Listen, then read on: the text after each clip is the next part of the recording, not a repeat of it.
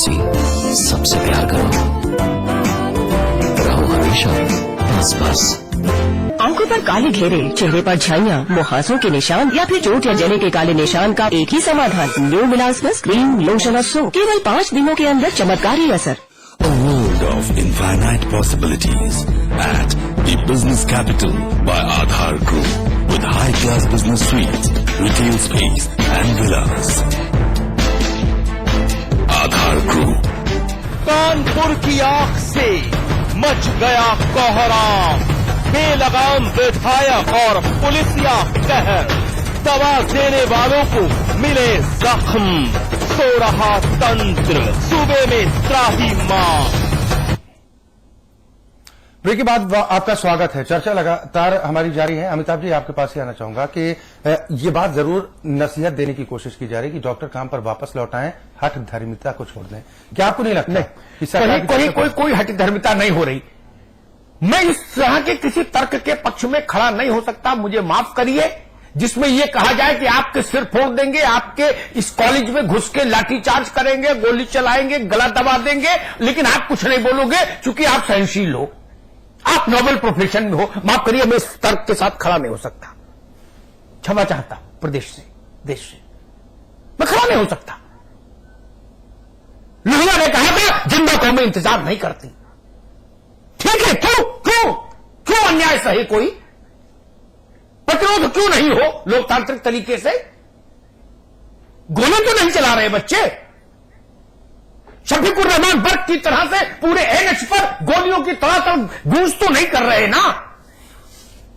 चुपचाप बैठ भी नहीं सकते सड़क पर, अनशन पर। ये गांधी का देश है, ये लोहिया का देश है क्या? जयप्रकाश का देश है? अजब हाल है भाई। ऐसा निजाम होगा कि मारेंगे और रोने भी नहीं देंगे, ये नहीं चलेगा। और एक बात कहूं, अगर वोट की सलाहियत भी होती, हैदर साहब, वोट की सलाहियत भी होती तो मेरा तजुर्बा बहुत कम है आपके मुकाबले, आपको तो बहुत तजुर्बा है। मेरा छोटा सा तजुर्बा यह कहता है, डॉक्टर, मास्टर, वकील और पटवारी, इन 4 को मत छेड़ो। एक एक आदमी 1,000 वोट को प्रभावित करता है, 1,000 वोट को। गलत तो नहीं कह रहा? सही। डॉक्टर, मास्टर, पटवारी और वकील सीधे जनता के संपर्क में रहते हैं। क्या संदेश जाएगा उत्तर प्रदेश भर में? हजारों डॉक्टर सड़क पर है। अगर राजनीति ही देखनी है, मैंने अभी कहा था नरेंद्र भाई समाजवादी पार्टी के नेताओं से कि एक विधायक के लिए पूरे उत्तर प्रदेश के डॉक्टरों को नाराज मत करिए। विधायक आते जाते रहते हैं, इनका सम्मान करिए, आपका मान बढ़ेगा। गलत तो नहीं कह रहे नरेंद्र सिंह जी? मैंने बिल्कुल सही, बिल्कुल सही। हैदर साहब जी, गलत बात तो नहीं कह रहा? नहीं, बिल्कुल सही कह रहा। लेकिन सरकार सुनने को तैयार नहीं। 48 घंटे 72 घंटे बीत गए। ये आज गाजियाबाद से लेकर गोरखपुर तक फैल कैसे गई? ये आज कानपुर में ही समाप्त क्यों नहीं की गई? मेरा पूरा सूबा आग में लपटों में क्यों गिर गया? हर अस्पताल अशांत क्यों हो गया? कानपुर में सेटल नहीं हो सकता था? 4 बड़े लोग हस्तक्षेप नहीं कर सकते थे क्या? 2 बच्चे और इरफान सोलंकी के बीच का मसला था ना? इसमें ताकत के इस्तेमाल की जरूरत कहां पड़ गई? क्यों पड़ गई? ये बड़ा सवाल है। ताकत के इस्तेमाल से चीजें बिगड़ी है। तोमर जी ठीक यही बात है ना? बिल्कुल ठीक कह रहे हैं साहब जी। ताकत का इस्तेमाल क्यों हुआ? सत्ता का इस्तेमाल क्यों हुआ? सड़क पर बहस हो जाती है, मारपीट भी हो जाती है, फिर माफीनामा भी हो जाता है। उसी सड़क पर 4 समझदार लोग बीच बिचाव कर देते हैं तो हो जाता है नहीं? हाँ, रोज होता है। हम लोग रोज गाड़ियों से चलते, रोज टकराव होता है, रोज टकराव होता है। क्या हो गया? लेकिन क्या ऐसा होगा कि मेरे पीछे पूरे जिले की पुलिस जाके किसी का घर दस्ते नाबूद कर देगी? नहीं। वो कौन लोग थे जिन्होंने घुस के मारा बच्चों को? वो कौन हाथ थे जिन्होंने बच्चों के सिर पर लाठी चलाई? ये लाठी खाने के लिए भेजे हैं, ये लाठी खाने के लिए भेजे हैं। ये चोर है, उचक्के हैं, लंपट है, गिरे कटे, क्या है बताए सरकार? ये लोग कौन है? गणेशंकर विद्यार्थी कॉलेज में, मेडिकल कॉलेज में पढ़ने वाले बच्चे कौन है? हिस्ट्री शीटर है? इनका नाम थानों में टंगा है क्या? कौन लोग हैं? क्यों जुल्म है इन पर? इनके नाम तो कोई अपराध नहीं। ये हमारा मान है, हमारा अभिमान है, हमारे खून है, हमारे बच्चे हैं। पार्टी से ऊपर उठकर सोचिए। हैदर साहब, समाजवादी पार्टी अब भी इंसाफ की बात कर रही है कि इंसाफ किया जाएगा, लेकिन आपको लग रहा है ये इंसाफ की बात है कि अब तक अपने के खिलाफ अगर बात आ रही है तो कोई ठोस नतीजा अब तक निकलता नहीं दिख रहा? कोई कार्रवाई, कम से कम भरोसा ही दिला दें कि आप लोग काम पर वापस आ जाइए, आपको इंसाफ मिल जाएगा। सिंह साहब, यह अहंकार की बात है। अगर सोलंकी का और एक डॉक्टर से कोई मामला होता, हो सकता था कि वो ईगो टकरा जाती। यह पूरे डॉक्टर एक समाज का है जो जन सेवा करते हैं, उनका मामला है। अहंकार इतना बढ़ गया है कि जनता को वो अपना सेवक को कल उनके सामने हाथ जोड़ने जाएंगे, उनको नहीं मालूम है। इन्हीं को फैसला करना है जिनसे जुड़े हैं, उनके आजकल हाथ जोड़ेंगे, गिड़गिड़ाएंगे, सैया एक वोट दे दो। लेकिन हम एक बात बताएं, लोहिया जी के साथ मुझे सौभाग्य प्राप्त है कि 1 महीना जेल में रहा हूं, तिहाड़ जेल में 1 महीने तक जी। और लोहिया जी को देख के, उनके आचरण, उनके रखरखाव को देख के, मैं कम्युनिस्ट पार्टी में था तब, लेकिन मैं उनसे बड़ा प्रभावित था। प्रभावित उनके डरदेश है, उनके बड़प्पन से नहीं प्रभावित था, उनके विचारों से प्रभावित था। आज उनके विचारों की रोज हत्या हो रही है सरकार में, मैं ये देख रहा हूं। दूसरा मैं एक शेर पढ़ूंगा, पीना हराम है न पिलाना हराम है। अग्निहोत्री जी सुनिएगा, पीना हराम है न पिलाना हराम है, पीने के बाद होश में आना हराम है। शायद पीने के बाद आदमी होश में आता है, उससे वो सॉरी कर लेता है कि मैं पिए था, इसको गलती हो गई, हर आदमी क्षमा कर देता है। लेकिन ये होश में आना ही नहीं चाहते, ये चाहते इतनी पी रखी इन्होंने, ये समझते समाज हमारे नीचे है, हम समाज के ऊपर है। बादशाह चले गए, राजा चले गए, ये बादशाह और राजा बन के आए, हमारा सेवक नहीं है, हमारा सेवन कर रहे हैं। और इसीलिए इस गवर्नमेंट का ये फेलियर गवर्नमेंट है पूरी तरह से, चाहे लॉ एंड ऑर्डर के मामले में हो, चाहे कम्युनल राइट के मामले में हो, चाहे और अच्छी किसमें है। नेताजी का मामला आया, मेरी भैंस गई, 2 घंटे के अंदर भैंस आ गई, पूरा प्रशासन लग गया। आज पूरे उत्तर प्रदेश के डॉक्टरों का यह हाल है, कितने मरीज ट्राई कर रहे हैं, जनता ट्राई कर रही, उसमें वो नहीं देखते। ये 2 घंटे फैसला करा सकते थे, लेकिन मेरे हिसाब से वहां अहम उनके सामने आ गया है कि मैं सब कुछ हूं और मैं सब कुछ जनता में होता, जनता में जनता होती बड़ी, और ये जनता से बड़े ऊपर नहीं है। और ये मतलब बड़ा दुर्भाग्य है इस देश का। चलिए, बात राणा जी आपसे जानना चाहूंगा कि अगर इन परिस्थितियों में सरकार का जो रवैया फिलहाल देखने को मिल रहा है, अगर किसी मरीज की मौत होती है तो उसका जिम्मा डॉक्टर पर क्यों? सरकार जिम्मेदार नहीं है? नहीं, पूरी तरह सरकार जिम्मेदार है। डॉक्टर बंधु तो अपनी मांग बता दिए सरकार को कि भाई वो जो निर्दोष बच्चे हैं या उन्होंने जो दोष किया है, उनके ऊपर इतनी गंभीर धाराएं आपने लगा दी, उनको हटा दीजिए, वो बच्चे अपने कॉलेज में आ जाएंगे। उसके बाद जो दोषी हैं, जिन्होंने हिंसा का मार्ग अपनाया है, एक विधायक हिंसक हो सकता है साहब, इससे बड़ा दुर्भाग्य, इससे बड़ा दुख का दिन मेरे लिए तो कुछ नहीं हो सकता। विधायक हिंसा करेगा।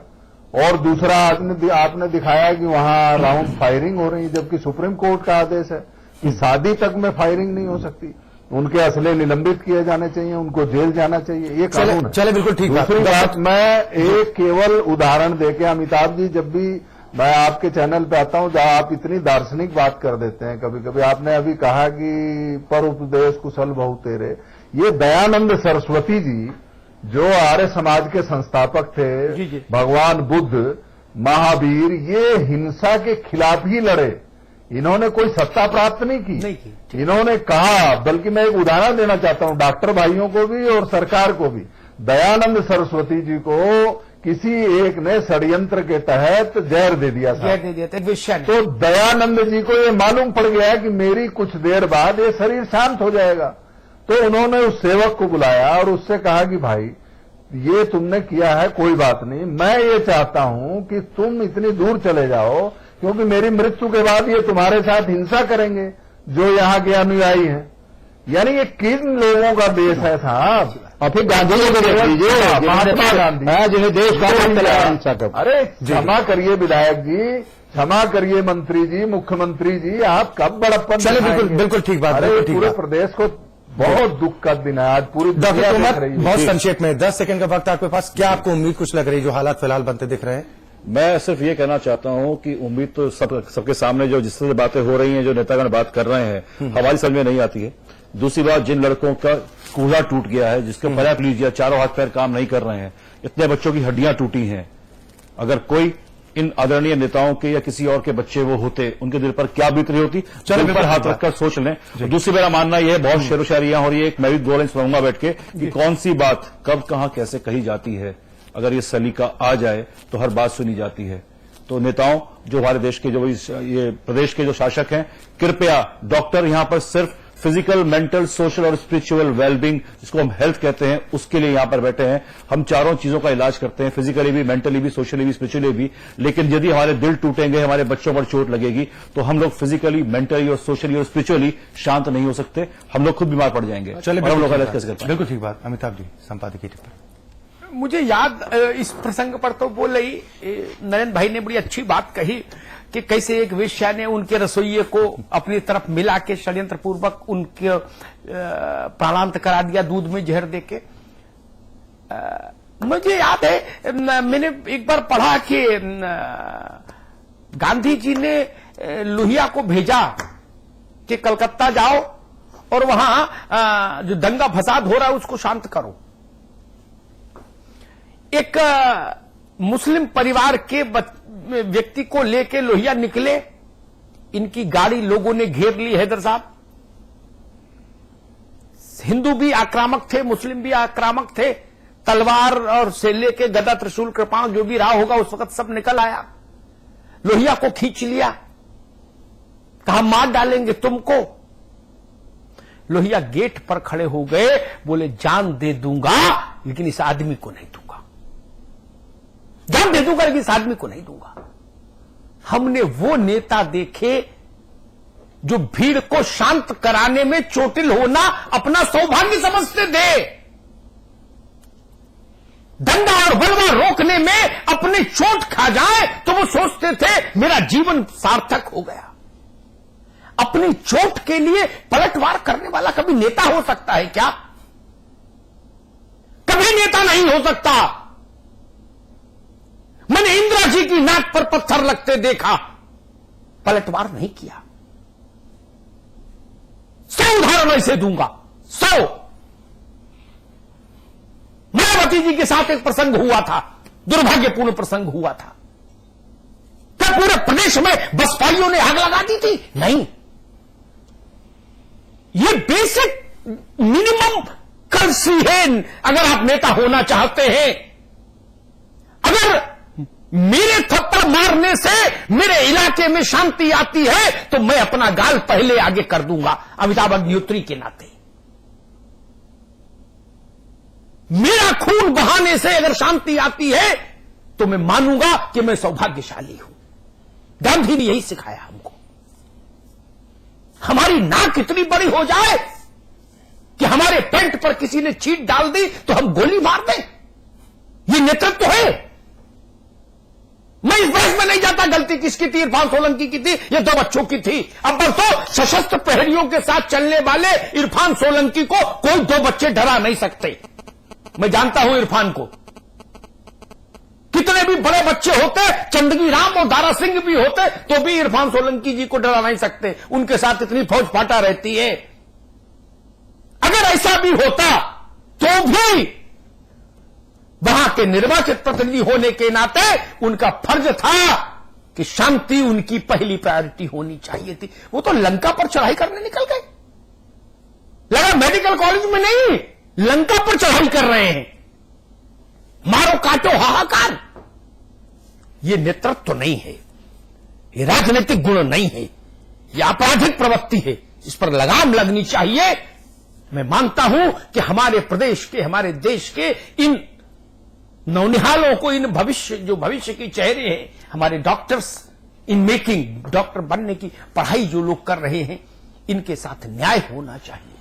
पूरे प्रदेश को इस मांग में इनके साथ खड़ा होना चाहिए, पूरे देश को इनके साथ खड़ा होना चाहिए। और मैं अपील करूंगा, कल भारत के महामहिम राष्ट्रपति को इन बच्चों को न्याय दिलाने के लिए कोई न कोई रास्ता खोजना चाहिए। बहुत बहुत धन्यवाद।